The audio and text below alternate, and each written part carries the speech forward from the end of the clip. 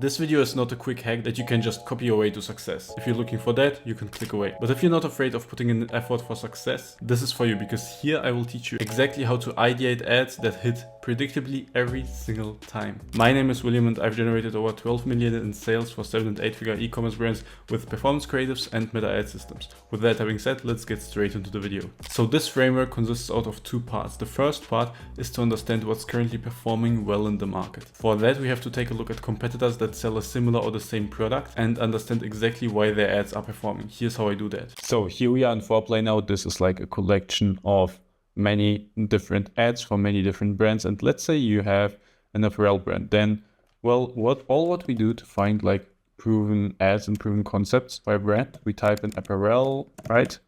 Enter, and then you will already find a lot of ads. And of course, like for example, if you have a fitness brand, well, then this might be interesting for you. If not, then you have to look for other ads, but like this is how it works, right? What you also want to do is not just take a random ad. For example, this one has been running 26 days, already not running. So, you know, like this ad was not a strong ad, because if an ad is strong, the brand runs it, of course, for a long time. So what you want to do is you want to go to longest running, and then also, yeah, this is interesting. Of course, you want to find something that's like similar to what you sell, and then to still running, okay? And then you already find like proven ad concepts, like for example, this kind of organic review, right? That are still performing and that are performed for a brand really, really well. Here's how you can get inspiration for what's currently performing in the market. If you see something like this, 3 days, avoid that. This brand is just testing it. You don't know if it will be working or not. Now, if you're not using Foreplay, you can also do the same in the meta ads library. Let's say you have certain competitors that you know. Let's say you have brands that you look up to learn from them. Let's just take this one. This is an apparel brand as well. We actually scaled them to more than 1 million revenue per month. And now also you can see, you can do the same here. So you go to filters and you say, okay, you only want active ads and not something that was just launched. Let's say like something from like that was launched up to July 2024.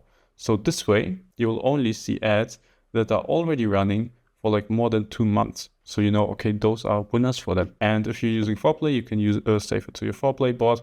If not, well, then I don't know how you are saving like ads for inspiration, but however you do it, you can do it like that. Now, what's very important is that you don't want to just copy ads, but you want to understand what kind of angles, what kind of ad formats, and what kind of messaging is resonating right now with your market and what's performing right now, right? But from here, the second part comes into play. Now, most brands will have researched what's currently performing well in the market. Take that and just try to copy it. But you have to understand that if you just copy a bigger competitor, nobody has a reason to buy from you instead of the competitor. Why should they if the competitor is more established, maybe even can afford lower pricing, faster shipping, and so on? So this is where the second part comes in, and that is understanding what your audience wants. For that, you want to understand the core desire of your audience and why actually people buy from you. There are different ways to do that. For example, go on your own brand landing page, on your own brand product page, and search through the reviews that you can find there. Now you will have a bunch of people who tell you exactly why they bought your product and why they actually like it. What you want to do with this is not just take random inspiration from that, but actually count what's mentioned the most. For example, you could end up counting that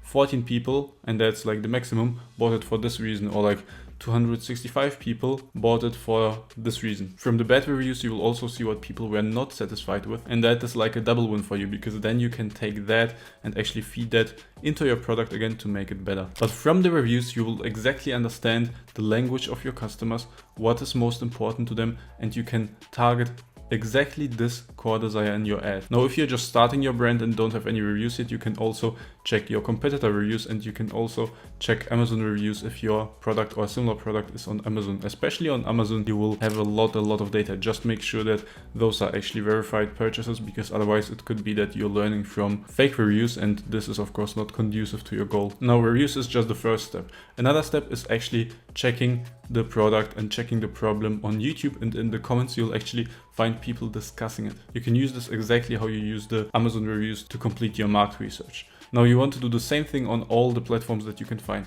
You can find discussions on Reddit, you can find discussions on other forums, you can find comments on Instagram and TikTok, and essentially any other communication platform where your audience is. Now this might come across a little tedious, but this is the most important step, because based on what you find out, you can build a very specific customer persona and you can address them much better than your competitors do. For example, you might end up with a customer persona of like women of the age of 22 to 35, let's say, that are single, that have interest in specific hobbies, and that have, let's say, even a pet. You'll find those similarities in your research, and you'll also find exactly where they are hanging out on the internet, what problems they have, what dissatisfactions they have, and then you can position the product as something that satisfies their desires and maybe even their dissatisfaction with earlier products that they have tried. If you found out in your research that there are products that solve the given problem but worse than your product. It's also important that based on your research you understand the market awareness level and the market sophistication level, because that determines immensely how you should bring your message out. And if you're not familiar with those concepts, I just recommend you to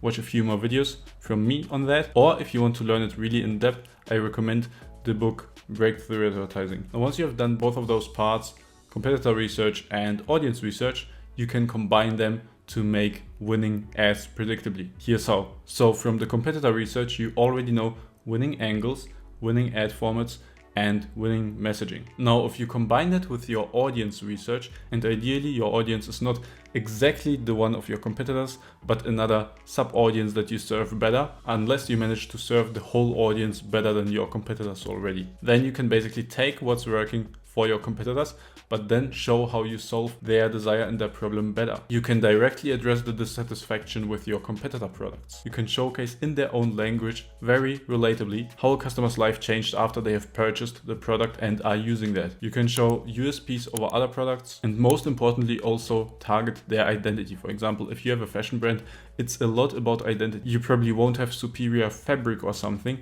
but then it's just a thing about resonating with their identity. And how to do that, you will also find that in your audience research, because you will find what kind of brands they follow, what kind of brands they discuss, what kind of aesthetic and identity they like. And then you can portray that exactly in your ads. So instead of testing random ideas, you should really look what's working in the market, what does the audience want, and then position your product as something that does it better for a specific group of people than all the other competitors out there. If you nail the copywriting and the messaging, considering all your research, you will definitely make a winning ad that hits and scales. But if you don't want to spend years to nail those skills and instead just me to help you make high-performing ads, click the first link in the description and book a free call with me today. But if you still want to do it on your own, check out this video where I go over essential marketing fundamentals you have to know to scale. Keep scaling, see you there.